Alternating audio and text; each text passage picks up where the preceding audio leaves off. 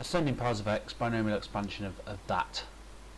So always the same. Right, first term to the power 5 plus n, first term to the power 4 times x, in this case x is minus 2x, plus binomial coefficient, which is n minus 1 over 2, not thinking about it, 5 times 4 divided by 2. I'll often use dots for multiplication in this, times the first term cubed times the second term to the power 4, to the power 2, sorry. Indices must always add up to 5 in this case. Now that's the first three terms, ascending powers of x. So now we've just got to work out what this is. 3 to the power 5, oh good grief, 81, 243, is that right? Probably. 243. Crikey, this is where I wish I had a calculator. Now it's going to be negative, I'm not going to worry about anything about the sign now, so it's negative. 3 to the power 4 is 81, times 2 is 162, times 5, 162 times 5 is 800, crikey, I'm going to get a calculator. 162 times 5, 1620, 810, I think.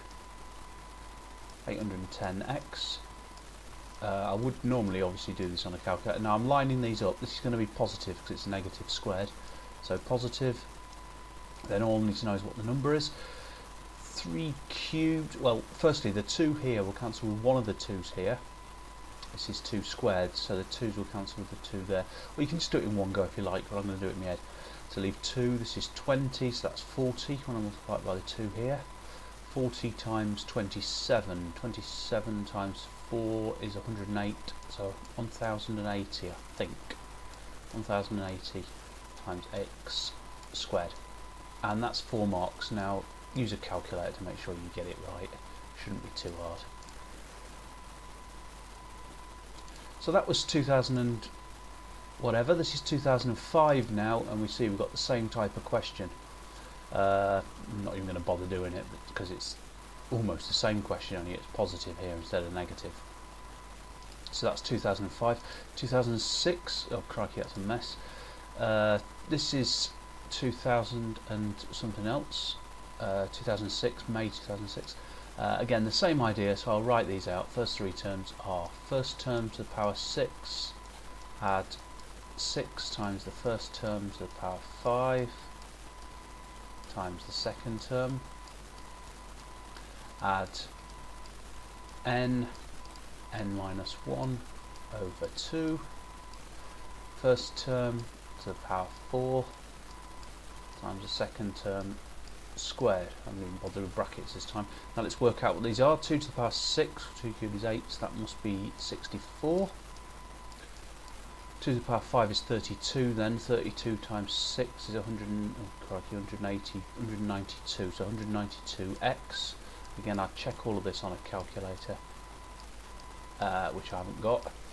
Great. 2 to the power 4 divided by 2 is 2 cubed, so that's 8.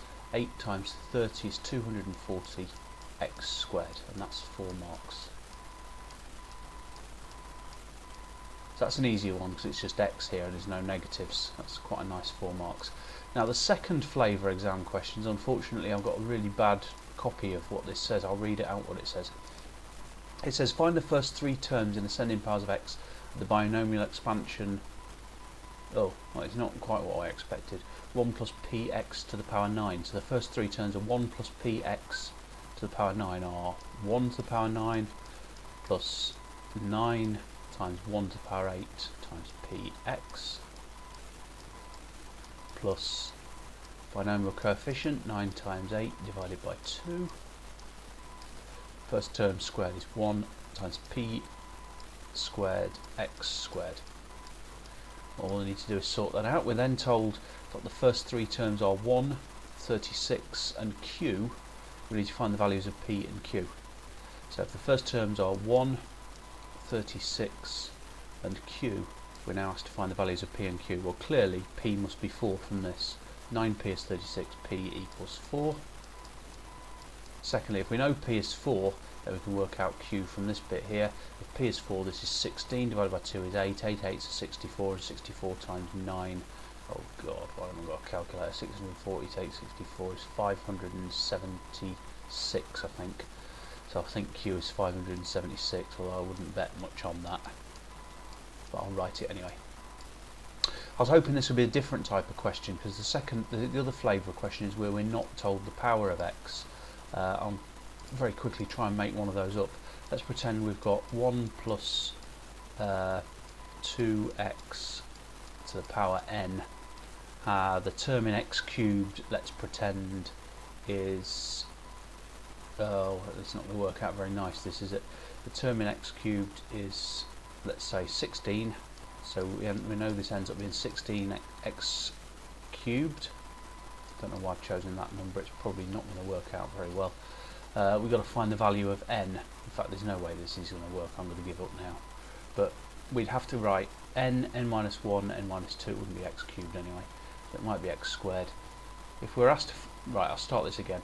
If we're asked to find the value of n such that the coefficient of x squared when it's multiplied out is 16, then we know the coefficient of x squared would be n times n minus 1 over 2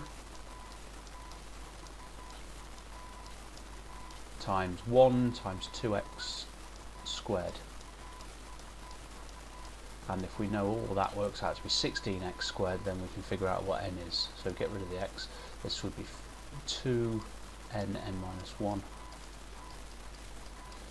equals 16, and blah blah blah blah blah. Find out the values of n from that. Now, the reason why it's not a good idea for me to make up questions like this is it's unlikely, if I just make it up off the top of my head, that n would be a whole number, so I'll give up now.